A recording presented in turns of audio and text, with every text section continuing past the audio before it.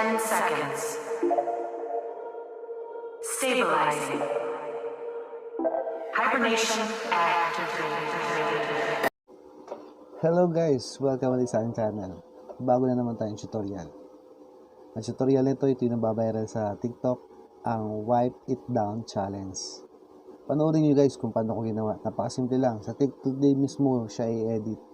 Hindi mo na kailangan ng application na ibang editing. Kaya guys, panoorin na natin. Tara! Hello guys, tuturo ko sa inyo kung paano ba yung Wipe It Down Challenge. Kung paano ba i-edit yun. Napakasimple lang. Dito lang din sa TikTok yun. Yan. Nagawa tayo ng sample. Ganito lang. Ito lang yun guys. Dapat meron kayong mamunas na mag-wave pababa. Wave pababa. Yan. 3 beses. 3 beses, yun yung maging mark mo na pwede ka magpalit.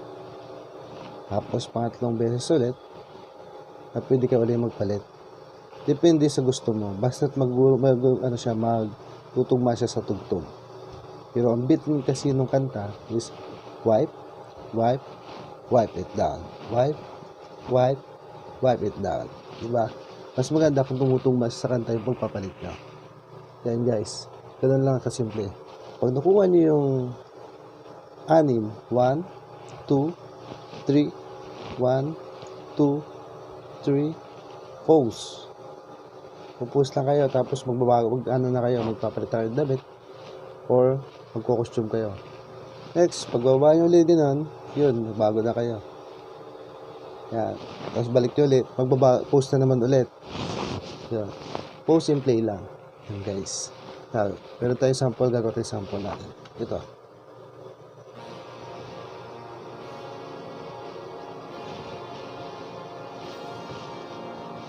One, 2, 3, 1, 2, 3, pause. Yan, pause na, diba? Ngayon, kuha tayo ng effects. Dahil dito tayo papalit. Effects na lang, yan, guys. And then, play. Pause. Dito na lang yung effects. Then, play.